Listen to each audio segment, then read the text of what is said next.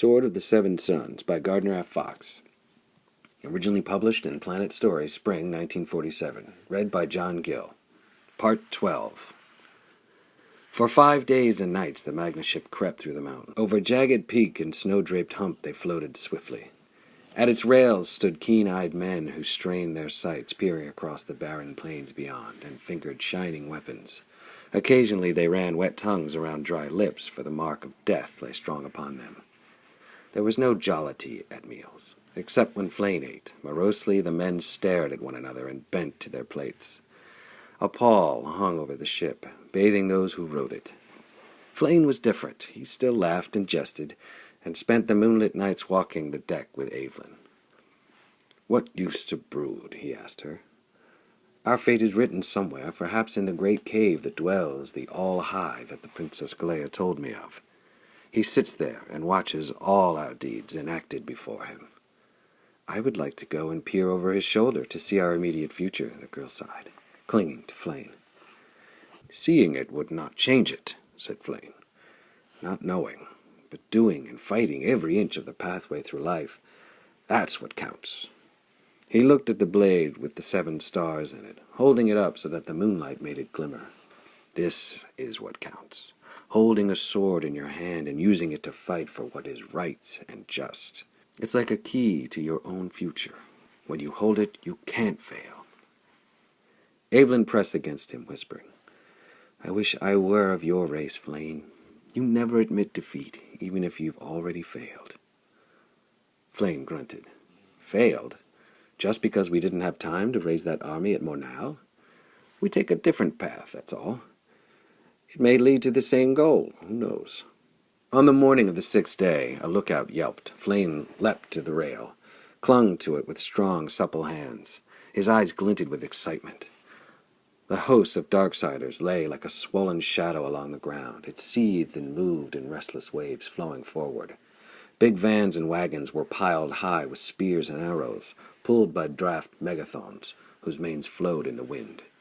On war megathons and on foot the Darksiders surged like an irresistible wave across the plains.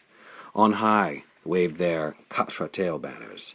Here and there a pennon whipped like a striking lash in the breeze, and their engines of war, their catapults and mangonels, a type of catapult, trundled along at the same swift pace.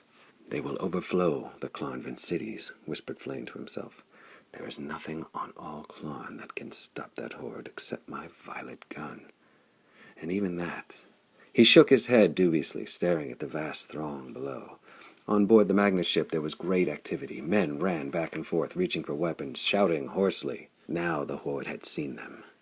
A roar went up from the assembled throats, the howl of a wolf on sighting its prey. Lifted lances shook, sunlight glistening from their sanded tips.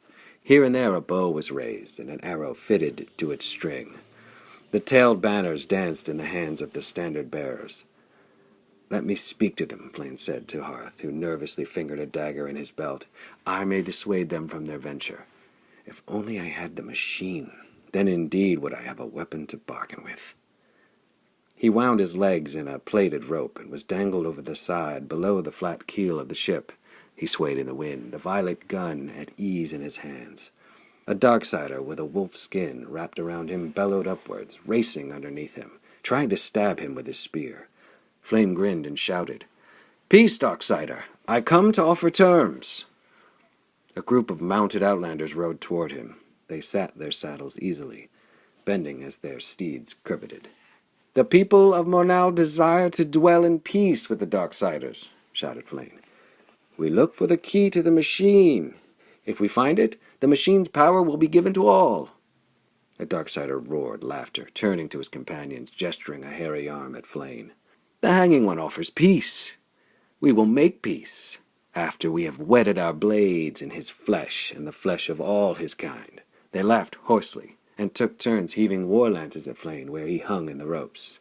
One of the spears came so close to him he could have reached out and caught it. Flane sighed and lifted the violet gun. He did not want to slay these men, but he had to. They needed a lesson. He sighted along the barrel and pressed the button. From the mouth of the gun the lavender flame came with a swoosh and dropped around the outlanders. It lay among them like overflow of a rainbow, scintillating and glowing. Then it dissipated. Where the mounted Darksiders had stood and hurled their spears, there was only a botch of darkened ground. Even the long grasses were gone. "Oh!" howled the thousands who watched with fear stamped upon their faces. "Oh, here's the magic of the Clonva come to eat us up!" Some of them wheeled their mounts to run, but a great fellow whose fair blond hair spelled to his shoulders lifted a gnarled club in his hand and rallied them. "What?" he roared. "Do we flee before one man?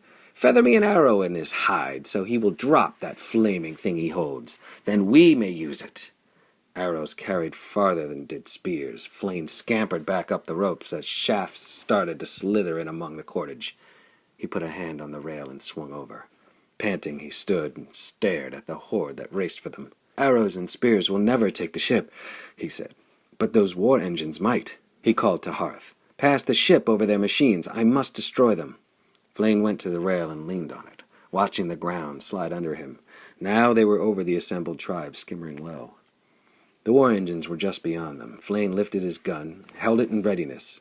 He fired once. A massive catapult went violet and disappeared. He fired again and again.